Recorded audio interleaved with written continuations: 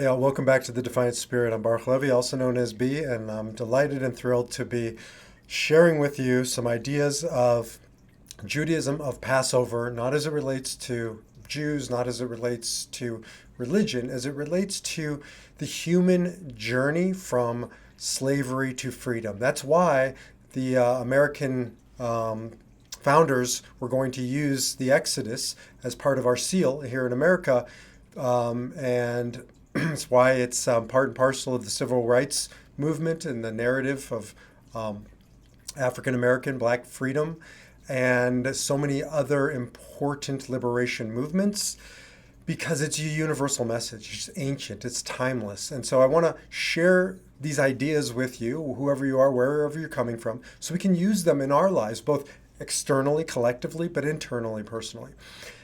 I'm doing 8 days of this journey from slavery to freedom, and each day I'm just taking a different topic or connecting it to the previous day.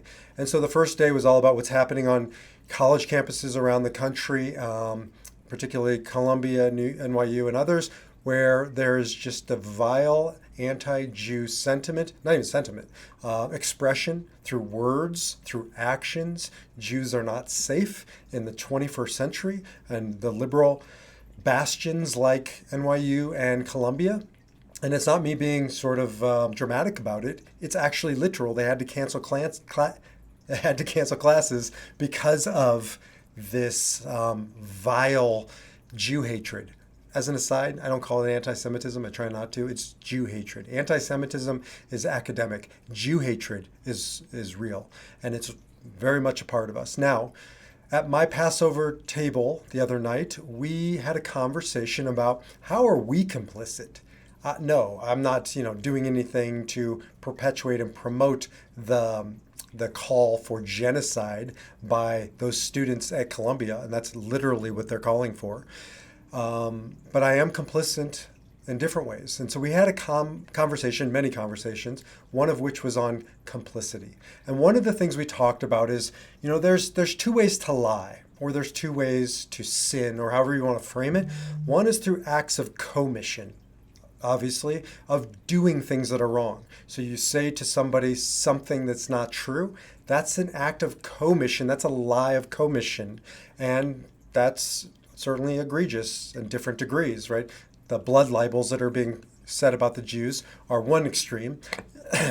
And the little white lie over here that you told your boss why you're late, that's another extreme. So, and there's a whole gradation in between. That's not the only way to commit a lie or to contribute to, right, something that's wrong. The other way is acts of omission or lies of omission, and that's a withholding.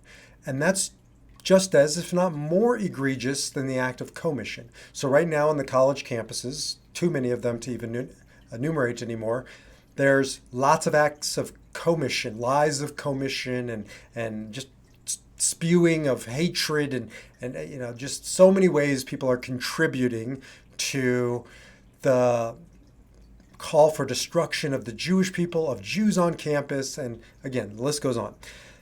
There's another way, though, that we can become complicit, and that's when we stand quietly on the sidelines. That's when we say, hey, not in my backyard, not my problem. We can't care about everything. We can't, right? Like, for instance, I have backed off of the war on Ukraine and having sides and advocating. I've sort of lost the thread. I don't really understand it anymore. And my attention has been diverted to my backyard, Israel. I have two backyards, America and Israel. And so I've been focused on that. And Americans might say, not in my backyard. And I don't begrudge them for that. I wish they cared. But now it is in your backyard. And, okay, so your kid's not at Columbia, but my kids go to CU Boulder, and it's there too. It's everywhere now. And so what happens when it is in our backyard, or when it's not? We have a moral obligation to say something, to do something, but at the very least to say something. And so I'm not like chastising anybody, because we went around my Passover table and we each talked about how we're complicit. Maybe not in that particular issue, but we all have issues that we're complicit, that we are lying by omission, that we're leaving something out, that we're not contributing to a positive, constructive outcome. So here's an interesting idea from Passover and the Exodus.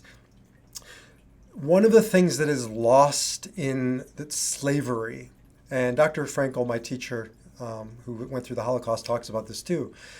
You lose your identity, of course, right? They strip you of your name, of your identity of who you are, right, and what you're about. They reduce you to less than animals. I mean, animals were treated better than the Jews in the Holocaust, to numbers. Dr. Frankel was prisoner 119104, was written on his arm. He was no longer a man, he was just a number. And in that process, you lose many things attached with our essence, not the least of which is our ability to communicate. He talks about just being an animal having to survive. And surviving meant just focusing on food and staying alive, and there was no more communication. One of the things that happened in the Exodus was in the process of being enslaved by the Egyptians, the Israelites lost their ability to communicate. Maybe they could grunt, maybe they could, communicate at a survival level, but that's not the communication we're talking about. And the Kabbalists, the mystics, call this Galut Hadibor, the exile of language. They were exiled out of their homeland. They were exiled from freedom to slavery, but they also were exiled away from their identity and their ability to communicate. And in that, they lost who they were. And so part of the Seder is the Passover journey on the first and second night of Passover is we sit around a Seder table, and what do? We talk. We don't just, gossip or shoot the shit. What do? We talk about meaningful things. We read this story of the Exodus to jog our memories on what happened in the past, what's happening around us, and what's happening within us. And so the Haggadah is what we read from, but it's interesting because the Haggadah literally means lahagid, which means to speak. It's a way to jumpstart our conversations. Again, not just trivial or mundane, but to jumpstart an opportunity like at my table where all my kids and some family and friends were there, and we started to talk about what's happening in Colombia and NYU and in Israel and around the world, and what's happening in our own backyard and what's happening in our hearts. And what are the ways that we have become complicit in 1,000 different things? How have we lost our voice? How has it gone to exile? Where have we given our power away? And in yesterday's conversation about, we end up concentrated in our inner concentration camp, and we got to break out of there. And so one of the ways we do that is through speaking. Interestingly, the Hebrew word for Passover is Pesach. And according to the Kabbalists, Pesach is made up of two words, Pe, the mouth, Sach, Sicha, that converses or speaks. Passover is about opening your mouth and speaking. Again, not trivial words, but words of admiration, appreciation, and love to the people around you as a pathway to help them liberate themselves. Speaking those words to yourself, speaking those words out in the world, doing our part to stop being complicit. And that doesn't just mean words of love. Sometimes it's words of justice. Sometimes it's demanding justice, using our voice to rally the troops to counteract the haters, the protests that are going on. And they're more than protests. They're now acts of violence out in the marketplace. What can we do to bring our voice in our way to our lives, to the lives of the people around us, and to the lives of the community at large, so that we're not complicit of lies of omission or failing to act out in the world, and we can reclaim our identity, reclaim who we are and why we're here, which is always a place of love, a place of justice, a place of truth. That is the true nature of at least decent human beings. And of course, you watching this are a decent human being. So in order not to become indecent, all of us, we need to make sure that, yes, we're doing our part by committing ourselves to the world, acts of commission, but also to look at the ways we have removed ourselves from the world and lies of omission, and to do our part to open our mouth to speak that love and that justice and that truth. And that's the journey from slavery to freedom.